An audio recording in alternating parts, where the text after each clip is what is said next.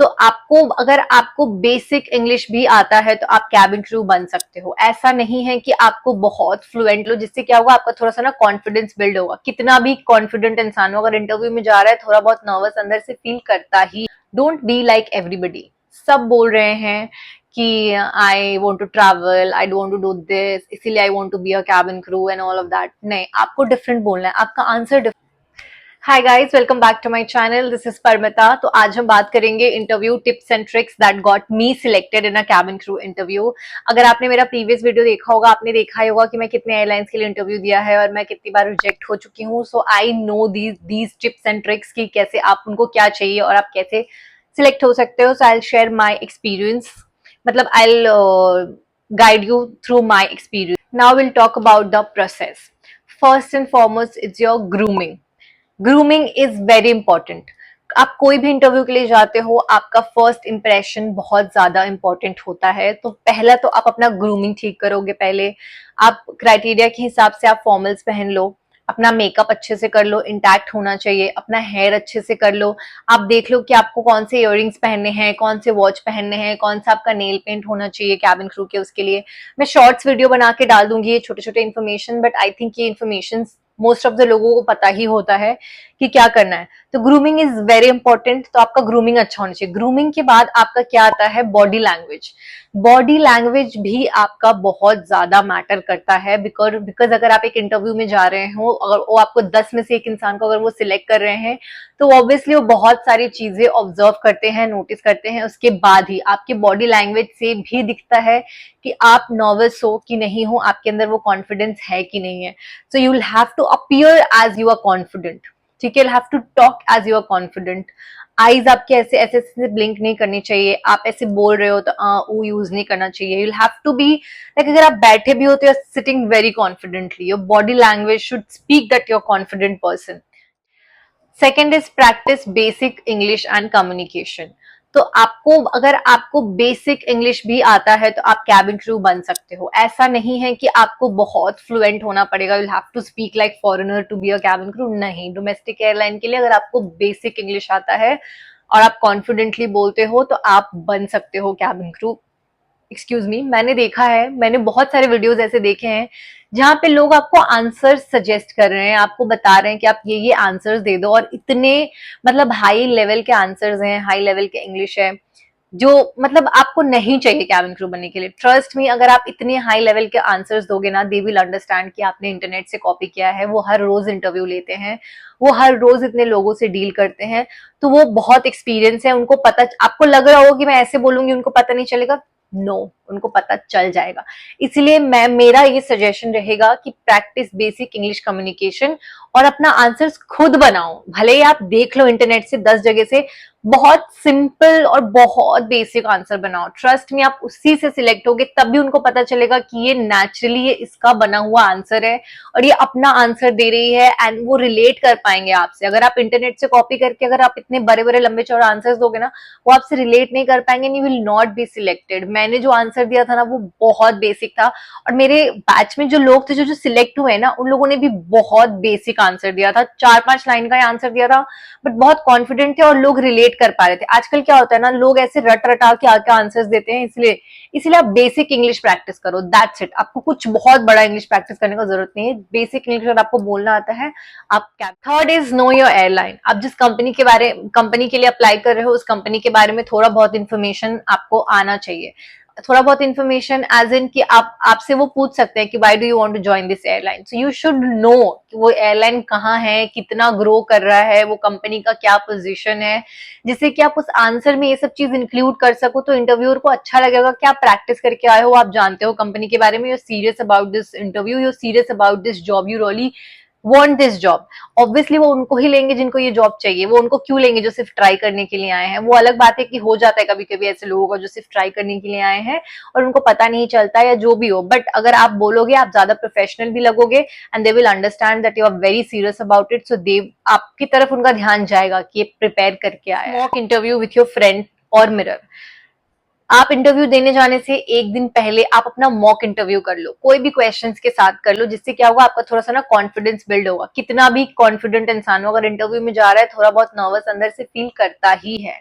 So it's better कि आप mock interview एक दिन पहले कर लो, जिससे कि आप थोड़ा सा कॉन्फिडेंट हो जाओगे। अपने फ्रेंड के साथ कर लो, अगर कोई फ्रेंड नहीं है उस हिसाब से आपके साथ इंटरव्यू करने वाला, आप मिरर में देख के कर लो। आप अपना इंटरव्यू फोन में रिकॉर्ड कर लो। क्वेश्चंस आपको पता ही है, वो बहुत बेसिक क्वेश्चंस पूछते हैं, तो आप उस बेसिक क्वेश्चंस का आंसर ही आप बोलो, 2 बार बोलो, 3 बार बोलो। अगर आप देखो, आप 2 बार 3 बार खुद आज अगर आप मिरर में बात कर रहे हो ना, या अपने फ्रेंड को बोल रहे हो, कल जब आपको कुछ क्वेश्चंस आएगा ना और आपको बोलना पड़ेगा, आपके अंदर से ना वो ऑटोमेटिकली निकलेगा। आपको ज्यादा मतलब फिर आपको सोचना नहीं पड़ेगा, आप नर्वस नहीं होगे, वो कॉन्फिडेंट, क्योंकि आपने वो 3-4 बार प्रैक्टिस किया है। प्रैक्टिस मेक्स यू परफेक्ट बोलता है ना, तो क्योंकि आपने वो 3-4 बार प्रैक्टिस किया है, तो आप उस टाइम पे ना आप थोड़ा बेटर बोलोगे। आप अपने फर्स्ट टाइम से तो बेटर होगे ही होगे, अगर आप अपने थर्ड या फोर्थ टाइम पे बोल रहे हो। इसीलिए it's better, it's always better कि आप इंटरव्यू प्रैक्टिस कर लो पहले अपने फ्रेंड्स के साथ, या मिरर में देख के प्रैक्टिस करके उसके बाद ही जाओ। Fifth is be confident. ये तो हर कोई बोलता होगा, ये आप जानते हो, और ये फैक्ट है, ये जरूरी है कैबिन क्रू के इंटरव्यू में। कैबिन क्रू के क्या, मेरे को लगता है किसी भी इंटरव्यू के लिए आपको कॉन्फिडेंट होना बहुत जरूरी है, जिससे कि उनको कॉन्फिडेंस आए आप में कि आप इस जॉब के लिए रेडी हो। अगर आप कॉन्फिडेंट नहीं हो छोटी सी इंटरव्यू के लिए, आई गिव यू एग्जाम्पल, हमारे फ्लाइट्स में हम इतने तरह के सिचुएशंस फेस करते हैं हर टाइम। एक पैसेंजर के सीट पे एक स्टेन लगा हुआ था, ठीक है, तो वो पैसेंजर बहुत चिल्लाने लग गया मेरी क्रू के ऊपर, मेरी R1 के ऊपर, जो कि जूनियर होती हैं सबसे। तो R1 के ऊपर चिल्लाने लग गया वो passenger, and R1 could not handle it and she started crying. वो गैली में आके मेरे सामने आके रोने लगे। मैंने बोला क्या हो गया? फिर उसने मेरे को बताया कि वो पैसेंजर ऐसे से चिल्ला रहा है, उससे बदतमीजी से बात कर रहा है। Then I had to go and then I had to attend than passenger. फिर जाके वो शांत हुआ है, वो बैठा है। फिर जाके वो, तो आपको ना ऐसे तरीके के सिचुएशंस फ्लाइट में मिलेंगे जो आपको हैंडल करने पड़ेंगे, जो आपको पता भी नहीं है कि कैसे सिचुएशंस। ये सिचुएशंस हमें नहीं पढ़ाए गए हैं ट्रेनिंग में, कि हमें 2-3 सिचुएशंस कराया है ट्रेनिंग में, बट जरूरी नहीं है कि ऐसा सिचुएशन ही आएगा। बहुत अलग अलग टाइप के सिचुएशंस आते हैं फ्लाइट में। हर दिन आप फ्लाई करते हो, हर अलग अलग लोग के साथ फ्लाई कर रहे हो, तो पता नहीं कौन कब कैसे रिएक्ट कर जाए। तो उस टाइम पे आपको वो हैंडल करना आना चाहिए कॉन्फिडेंट के साथ। अगर कुछ इमरजेंसी हो जाती है, कभी भी फ्लाइट में मेडिकल इमरजेंसी हो जाती है, कुछ भी हो जाती है, तो वो आपको आना चाहिए कि उस कॉन्फिडेंस से आप वो मेडिकल इमरजेंसी हैंडल कर लोगे, आप उस टाइम पे नर्वस नहीं होगे। तो उनका कॉन्फिडेंस चेक करने का रीजन ही यही है कि किसी भी सिचुएशन में आप, अगर आप आपसे वो कुछ अतरंगी क्वेश्चन पूछ ले रहे हैं, आप कॉन्फिडेंटली नहीं बोल पा रहे हो, तो आप कोई पैसेंजर को कैसे कॉन्फिडेंटली हैंडल करोगे? मेडिकल इमरजेंसी कैसे हैंडल करोगे? तो आप सोच रहे हो, आप इंटरव्यूअर के पॉइंट ऑफ व्यू से सोचो ना कि उनको क्या चाहिए। उनको ऐसा इंसान चाहिए जो कि बहुत कॉन्फिडेंट है, जो अपना मतलब जो किसी भी सिचुएशन में चीजों को, भले वो उसको पता ना हो, फिर भी कॉन्फिडेंट उसके अंदर है कि मैं ये हैंडल कर लूंगा। उसके अंदर इतना कॉन्फिडेंस होना चाहिए।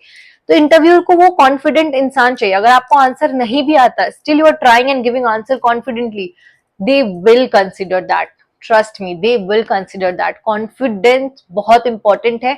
आई नो हर इंसान बॉर्ड नहीं होता है कॉन्फिडेंट के साथ, ये धीरे धीरे बिल्ड करना पड़ता है। ये धीरे धीरे मैंने भी बिल्ड किया है विथ टाइम, सो टाइम लगेगा बट हो जाएगा। Try to be confident, confidently बैठने का, चलने का, बात करने का ट्राई करो। Next is be polite not robotic, जो मैंने लास्ट में बोला कॉन्फिडेंस को लेके, थोड़ा बहुत रिलेट करता है उससे। तो थोड़ा पोलाइट होके, बहुत सॉफ्ट होके आपको आंसर करना है। ऐसा नहीं कि आप रोबोटिक बोल रहे हो, मतलब आप कुछ रट के आए हो और धड़ धड़ धड़ बोल रहे हो, नहीं। ऐसा होना चाहिए कि आप मतलब धीरे धीरे टाइम लेके बोल रहे हो कि हाँ, my name is this, I do this, I work like that, my hobbies are this, ये वो। मतलब आप ऐसे बात करो कि you are talking to the interviewer, you are having conversation. Difficult है, आई नो बहुत डिफिकल्ट है, बट ट्राई करो। ट्राई करते करते होगा, ऐसा नहीं कि नहीं होगा, एक टाइम के बाद हो जाएगा, इसलिए ट्राई करो। खुद से भी जब बात करो, या आप जब प्रैक्टिस कर रहे हो मिरर में, तो ऐसे प्रैक्टिस करो कि I am Paramita, I am from Kolkata, I do this and I do that and I have this. And अब जैसे नॉर्मल बात करते हो वैसे ही इंग्लिश में भी बात करना है। ऐसा नहीं है कि my name is Paramita, I am this and I am that and my hobbies is this, ये वो बोल के बस खत्म करना है। ऐसे बहुत लोग करते हैं, अगर आप इंटरव्यू में ऑब्जर्व करोगे तो ऐसे नहीं करना है। आपको आंसर देना है। अगर आपको नहीं भी आता है, आप थोड़ा टाइम लो, आप सोचो, उसके बाद बोलो। बट रोबोटिक तो बिल्कुल नहीं होना है। उनको समझ आता है, उनको सब समझ आ जाता है, वो रोज ऐसे लोगों से हैंडल कर रहे हैं। सब पॉइंटर्स में ये आता है कि don't memorise your answer, answer very naturally. जो मैंने आपको बोला, ये वही चीज है। ऑब्जर्व इन द इंटरव्यू, ठीक है, ऑब्जर्व करो इंटरव्यू में, ये बहुत इंपॉर्टेंट है। आप भले आप अपना बोल दी हो, उसके बाद भी ऑब्जर्व करो, सबको ऑब्जर्व करो। उसके बाद देखो कि उसने, अगर आप सिलेक्ट नहीं भी होते हो, जो सिलेक्ट हो रहा है, उसका देखो कि उस इंसान ने कैसे इंटरव्यू दिया था कि वो सिलेक्ट हो गया, वो इंसान कैसे बात कर रहा था कि वो सिलेक्ट हो गया है, उनको क्या चाहिए। आपको उस चीज से समझ में आएगा कि आप कहाँ लैक कर रहे हो। Always ready to improve. आप अपने आप को हमेशा ऐसा मत बोलो कि पता नहीं मुझे क्यों सिलेक्ट नहीं किया, मैंने तो सब बोला था, मैंने तो सब किया था। वहां वो सिलेक्ट करने के लिए ही बैठे हैं, उनको कैंडिडेट चाहिए। बट आप उस क्राइटेरिया में फिट नहीं आओगे तो आपको वो कैसे लेंगे? जो फिट आएगा वो उनको लेंगे ना। ऐसा तो नहीं कि वो ऐसे ऐसे इंटरव्यू ले रहे हैं। बहुत लोग ऐसे बोलते हैं कि पता नहीं मैंने तो सब सही बोला था पर पता नहीं उसको सिलेक्ट कर लिया, मेरे को सिलेक्ट नहीं किया, ये वो। नहीं, ये गलत बात है। अगर वो वहां इंटरव्यू लेने बैठे हैं, वो जानते हैं, वो रोज वो चीज कर रहे हैं। इसीलिए आप ऑब्जर्व करना बहुत जरूरी है। दिस इज, मैं हमेशा ऑब्जर्व करती थी, मैं अपना आंसर देने के बाद भी ऑब्जर्व करती थी कि इंटरव्यूअर का बॉडी लैंग्वेज कैसा है, वो किस क्या सीवी पे देख रहे हैं। सीवी उतना मैटर नहीं करता है, ये बात भी मैं बोलती हूँ। सीवी अगर आपका पर्सनालिटी वैसा है, आप अच्छे से खुद को प्रेजेंट कर सकते हो, सीवी वो उतना देखते तक नहीं है। ठीक है, आप तो आपको ऑब्जर्व करना है और नेक्स्ट नेक्स्ट टाइम आपको अपने आप को उसी हिसाब से इम्प्रूव करना है, उसी हिसाब से अपने आप को प्रेजेंट करना है और प्रैक्टिस करना है। जरूरत पड़े तो और प्रैक्टिस करो, नेक्स्ट इंटरव्यू में जाओ, फिर अपने आप को उस हिसाब से प्रेजेंट करो कि आप सिलेक्ट हो जाओ। Then the next point is be different. Don't be like everybody.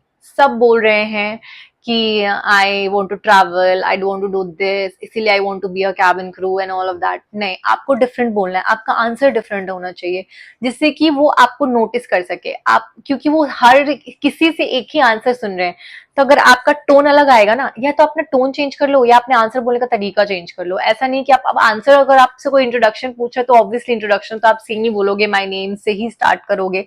But अपना टोन चेंज कर लो, थोड़ा सा पिच हाई कर लो, या कॉन्फिडेंटली बोलो, या दूसरे हिसाब से बोलो। Good morning everyone, my name is this and I am that and I am that, today I did this and ऐसा वैसा।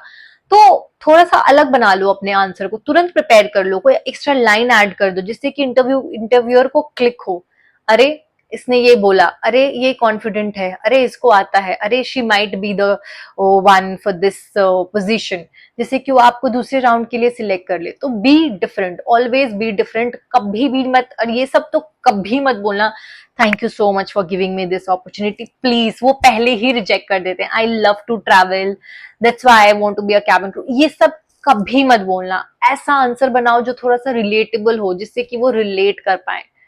आई थिंक मैंने हर चीज कवर कर लिया है। अगर आप इतना सब कुछ कर लेते हो ना, तो आपको कोई रोक नहीं सकता है सिलेक्ट करने से। आप बहुत बेसिक बेसिक क्वेश्चंस पूछते हैं, वो कुछ भी बहुत ज्यादा डिफरेंट नहीं पूछते, और उनको कुछ भी ऐसा आंसर नहीं चाहिए, परफेक्ट आंसर नहीं चाहिए आपसे। आपके आंसर की तरफ वो ध्यान भी नहीं दे रहे हैं।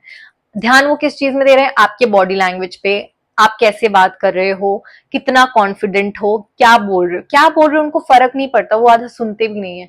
आपका कॉन्फिडेंट, आपका टोन, आपका पिच, ये सब चीज बहुत मैटर करता है। तो ये सब चीज पे ध्यान दो। अगर आपको कोई आंसर नहीं भी आता है तो आप उसमें ऐसे स्टार्ट करो, थोड़ा सा सोच लो, थोड़ा सा सोचने के बाद ऐसे स्टार्ट कर लो कि I am not aware about this situation, however, ये कुछ कुछ ऐड कर दो थोड़ा बहुत, जो आपको लगता है कोई भी पॉइंट हो तो। ठीक है, अब मैं आपको बोल रही हूँ कि आप आंसर्स तैयार करो। अगर आप मेरी वीडियो देख रहे हो और आप कैबिन क्रू बनना है आपको, आप इंटरव्यू के आंसर्स तैयार करो। आंसर्स तैयार करके you can comment down the answers. मैं सबके कमेंट्स पढ़ूंगी, सबके कमेंट्स पढ़ के मुझे जो आंसर्स में करेक्शन लगेगा मैं वो कर दूंगी। या तो आप मेरे को कमेंट कर सकते हो, या आप मेरे को डीएम कर दो इंस्टाग्राम पे।